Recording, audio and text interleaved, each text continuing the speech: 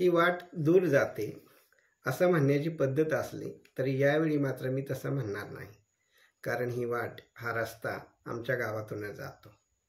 शित्तूरवारून हे माझं गाव. गाव तसं छोटं असंही म्हणण्याची रीत आहे, मात्र आमचं गाव तसं मोठं आहे. 12 वाड्या आणि 13वं गाव असं म्हणतात, त्या अर्थानं मोठं. म्हणूनच आमचं गाव जिल्हा परिषद आणि पंचायत समितीचा मतदारसंघ आहे. तसा या गावाला अनेक अर्थाने इतिहास आहे.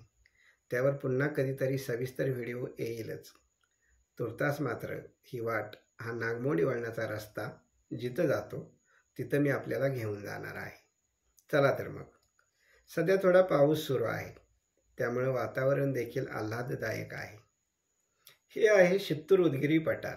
निसर्गानं मुक्त हस्तानं उधळण केलेलं. अनेक जातीच्या, अनेक रंगांच्या फुलांनी हे पठार सध्या बहरू लागलं आहे. हिरव्यागार गवताची शाल पांघरलेल्या पठारावर रंगीबेरंगी फुलं तितक्याच डौलानं डोलत आहेत.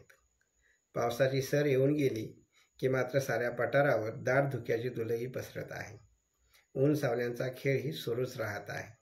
उन्हात मात्र जांभळ्या, पांढऱ्या शुभ्र, निळ्याशार आभाळी व पिवळ्या फुलांनी सारा आसमंत उजळून निघतो. सोनकी, जांभळी मंजिरी, सीतेचे अस्व, निलिमा, पिवळा तेरडा, भारंग, दीपकाडी अशी फुलं फुलू लागली आहेत. या फुलांचा बहर साधारण 1.5 ते 2 महिने टिकून असतो. या पठाराच्या मध्यभागी असलेलं पाण्याचं तळं हे या पठाराच्या सौंदर्यात आणखीनच भर घालत आहे.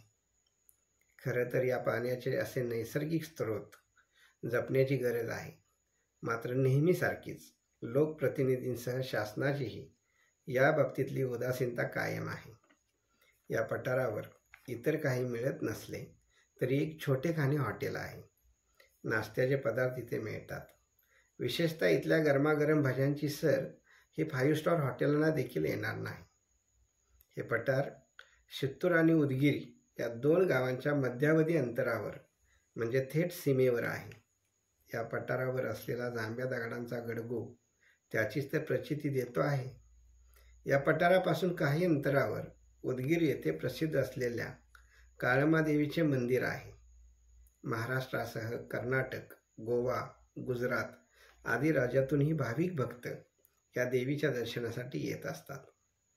या परिसराला लागूनच चांदोली अभयारण्य व काही अंतरावर चांदोली धरण आहे. त्यामुळे सहज पर्यटन करतानाही तुम्हाला अनेक पशुपक्ष्यांचे, वन्यजीवांचे होणारे दर्शन हे सुखावणारे असते.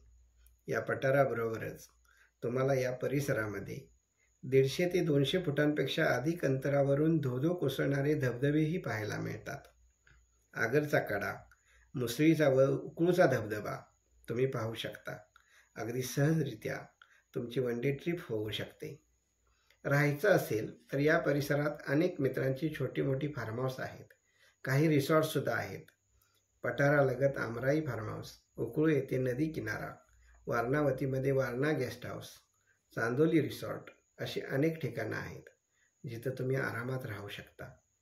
सांगली, सातारा, कराड, कोल्हापूर येथून येणाऱ्या पर्यटकांना शेडगेवाडी, चरण, आराळा, शित्तूर असा सोयीचा मार्ग आहे.